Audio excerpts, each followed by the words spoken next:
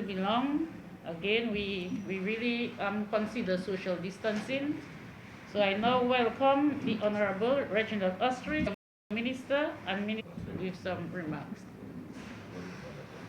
Your chair. No, his chair, Minister. Like so? Right. Thank you. Thank you very much, PS.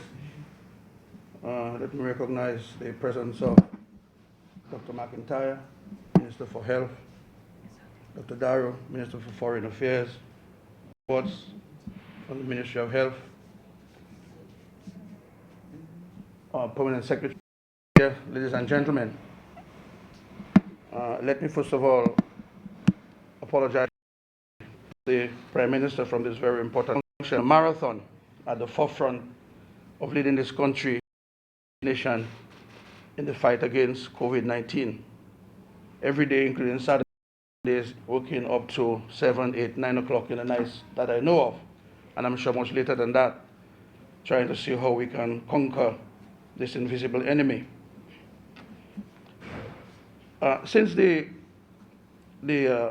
deepening and strengthening of the relationship between Dominica and Venezuela, particularly following the signing on to the Petro-Carib and the ALBA agreements, Dominica can say that we have received tremendous assistance from the government and people of Venezuela in a number of fields, in a number of areas.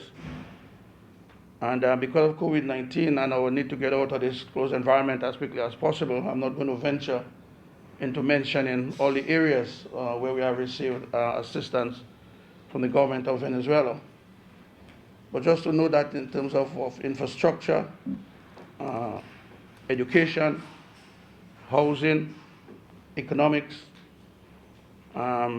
social development, we have been truly blessed, and sometimes we can't even measure it in terms of the finances. Today is yet another practical demonstration of what has grown to be more than a diplomatic relation, but a relationship of friendliness and brotherhood between our countries.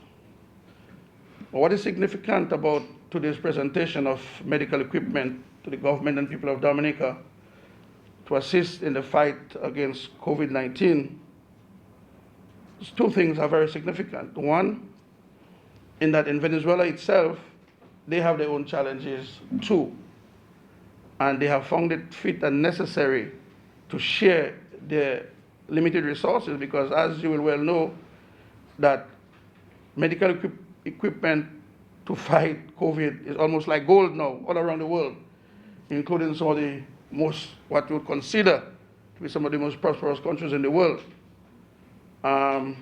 And so to have Venezuela with its millions and millions of inhabitants, not knowing when this disease is going to be defeated, and to find it fit and necessary to share with the less fortunate brothers and sisters, not only in Dominica, but all across the globe, is in fact remarkable.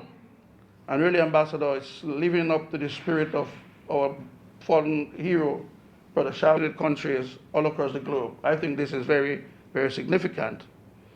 The other significant aspect, as was mentioned by Dr. McIntyre, is Venezuela itself having to face its own socio-economic and political situation, which we all know about. Had it given space to breathe, as it were, and to be able, in those circumstances, to be able to reach out to its friends and neighbors, this is also very, very significant and is very noteworthy. I want to say to Ambassador that the government and people of Dominica, as it stands, will be forever grateful to all the assistance that you have given to us in the past, and I dare say will continue in the future, because we hold this relationship very, very close to our heart. It's very dear to us and very important to us, not because of what we can receive from you, but because of the principle that you have demonstrated over the years in, one, looking out for humanity, but also standing on principle, and to pick the most difficult battles because of your principle stance on various international stage and situations.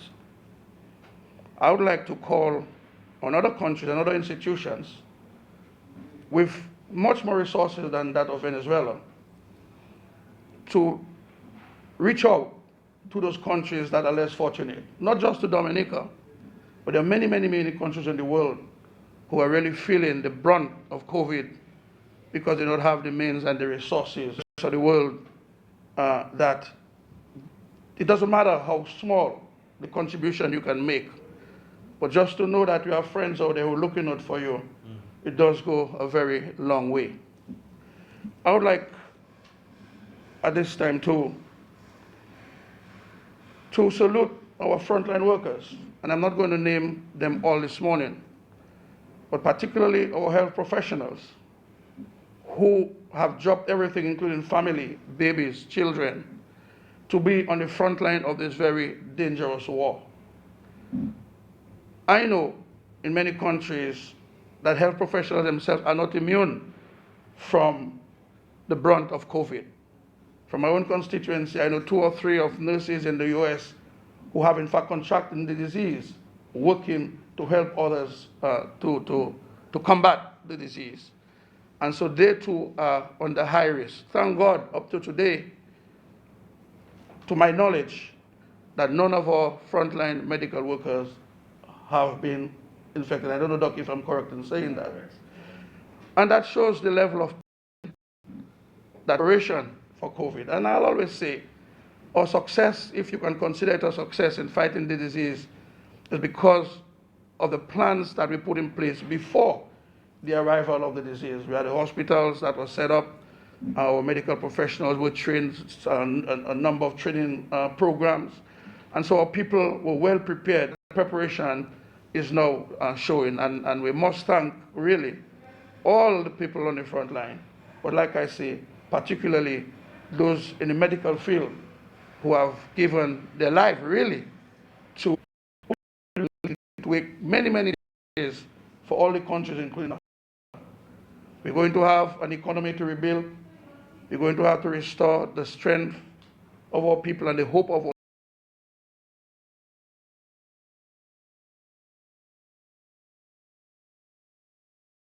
we have to be thinking of how to sustain the economic and social livelihoods of our people. Finally, I want to reassure our brothers from Venezuela that you have the support of the people and the government of Dominica. Call to the political persecution of Venezuela. I would like to call for an end to the provocation of Venezuela. We in Dominica, while we do not get involved in the internal affairs of sovereign countries, but we believe that there are means by which we believe in the peaceful resolution of such matters. And we'd like to call on the international community. Let us seek and find a peaceful resolution to the problems now being faced in Venezuela. We do not believe that civil war will solve the problem. In fact, that has proven to create more problems in other parts of the world. And so I would like to join our other CARICOM brothers and sisters in calling for a peaceful solution, a peaceful resolution to the problems now being undergone in Venezuela. Thank you very much. May God bless our country. May God bless the relationship between Dominica and Venezuela. And we hope that very, very shortly, Venezuela can come out of its isolation, so to speak, and maintain its pride and place in the international and global community. Thank you. Thank you, Honorable Minister Ostry. And we are almost at the end of the program. I would just like to express thanks on behalf of the Ministry of Health to all those present there, Honorable Minister Ostry, Health,